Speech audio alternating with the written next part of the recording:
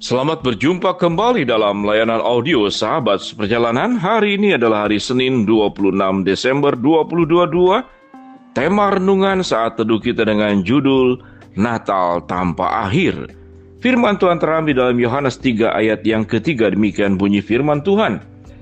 Yesus menjawab katanya, "Aku berkata kepadamu, sesungguhnya jika seorang tidak dilahirkan kembali, ia tidak dapat melihat kerajaan Allah." Mari kita berdoa. Bapa yang di dalam sorga, biarlah kami bisa memahami bahwa Natal itu bukanlah tanggal 25 Desember. Namun Natal itu adalah sepanjang kehidupan kami, dari mulai kami terlahir sampai kami bertemu dengan Bapa di surga. Dalam nama Tuhan Yesus kami berdoa, amin. Shalom sahabat seperjalanan yang dikasihi Tuhan. Selamat hari Natal, Tuhan memberkati kita semua.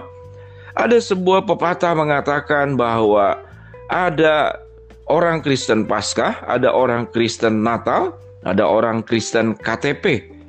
Ada banyak sebutan-sebutan.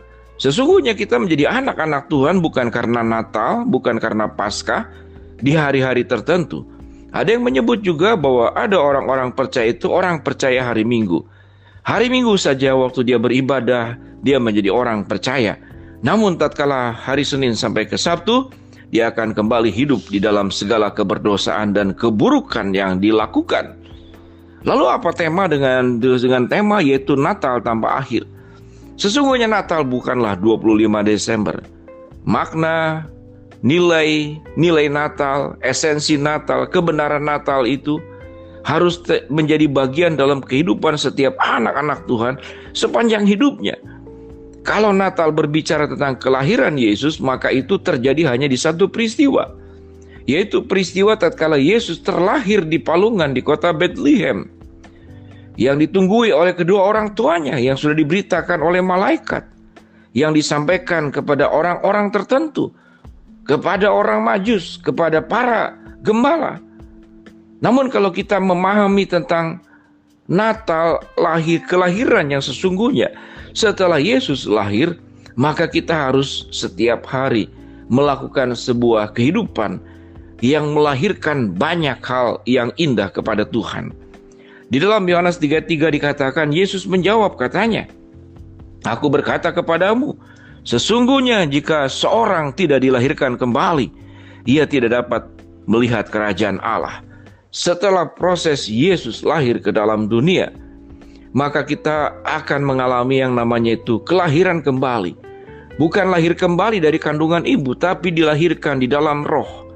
Kita sudah menjadi milik Kristus, diselamatkan, dimateraikan oleh darahnya, dimateraikan dari kelahiran, kematian, kebangkitan, sampai kenaikan ke surga, dan sampai Yesus berjanji akan datang yang kedua kali, mengangkat kita semua untuk mengalami sebuah sukacita di surga sana.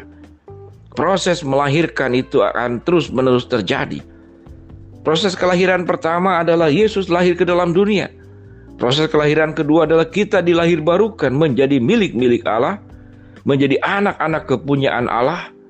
Kemudian proses yang ketiga adalah proses yang terus-menerus yang harus kita lakukan, bahwa hidup kita terus melahirkan hal-hal yang benar. Apa yang kita lahirkan dalam kehidupan sebagai orang percaya? Kita melahirkan keteladanan, kita melahirkan buah-buah roh, menghasilkan buah-buah roh dalam hidup kita. Yang dulunya kita mengalami sebuah kehidupan dengan karakter-karakter yang buruk, namun kita mengalami buah-buah roh sebagaimana yang tercatat dalam Galatia 5 ayat 22-23. Kita hidup penuh dengan kasih, hidup penuh dengan sukacita, hidup penuh dengan damai sejahtera, hidup penuh dengan kebaikan, dengan kesetiaan, penguasaan diri, kesabaran, kemurahan hati, dan segala hal yang benar dan baik yang sesungguhnya tidak bisa diuraikan, dijabarkan, dijelaskan dalam bentuk bahasa-bahasa manusia. Karena sesungguhnya tatkala seseorang sudah mengalami kelahiran baru karena Kristus yang sudah lahir untuk menyelamatkan kita, maka kita pun akan terus melahirkan hal-hal yang indah untuk menjadi sebuah kemuliaan Allah. Yang kita lahirkan adalah keteladanan, yang kita lahirkan adalah terang, yang kita bawa dan kita bisa menerangi kegelapan. Yang kita lahirkan adalah inspirasi-inspirasi yang membuat orang itu mau dekat kepada Allah dan bukan kemudian kehidupan kita yang menjadi batu sandungan buat orang-orang lain.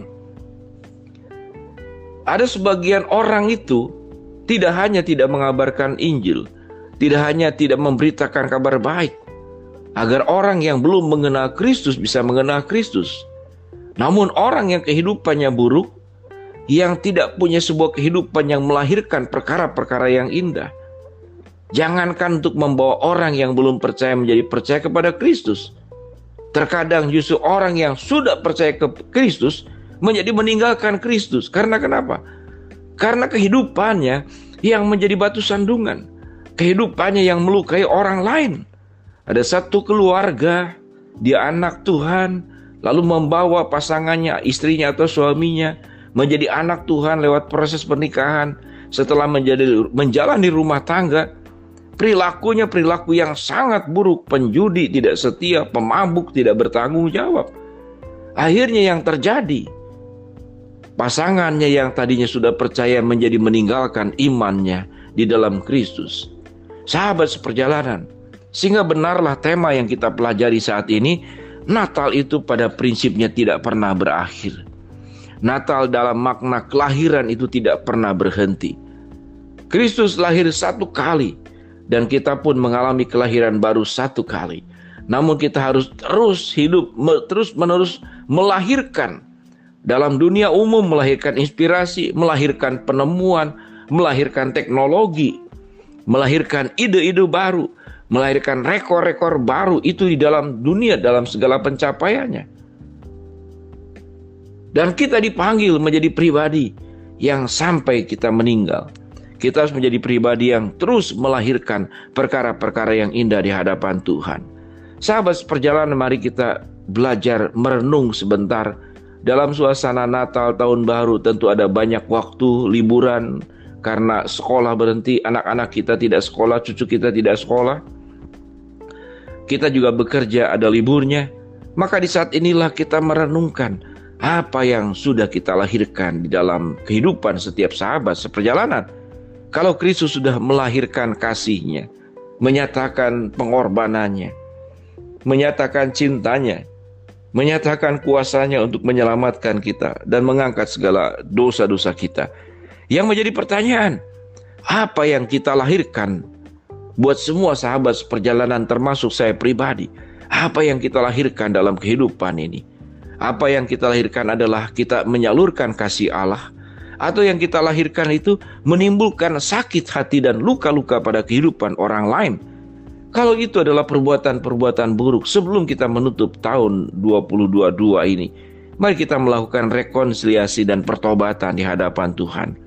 Tuhan tolong hamba-Mu ini. Tuhan tolong setiap sahabat perjalanan pribadi, lepas pribadi, agar kehidupannya setelah menerima kelahiran Yesus dan dilahirkan baru, hidup kami terus-menerus melahirkan inspirasi kebenaran, melahirkan hal-hal yang indah, dan orang bisa dibawa untuk lebih mengenal Tuhan, hidup dekat dengan Tuhan. Dan mereka yang belum percaya menjadi percaya.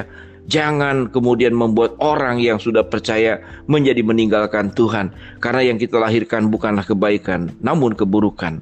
Mari kita hidup semakin baik bersama dengan Tuhan, karena Natal tidak pernah terhenti. Kita berdoa. Bapa yang di dalam surga, hamba mau berdoa buat seluruh sahabat seperjalanan, pimpin dan tolong kami semua yang sedang sakit, Tuhan jamah sembuhkan, yang sedang menghadapi masalah, Tuhan bukakan jalan, yang sedang memohon berharap sesuatu, Tuhan akan kabulkan sesuai dengan waktu, rencana dan kehendak-Mu. Dalam nama Tuhan Yesus kami berdoa. Amin. Shalom sahabat perjalanan, selamat suasana Natal, selamat menikmati waktu dengan keluarga, waktu berlibur, yang masih beraktivitas, Tuhan juga senantiasa memberkati. Amin.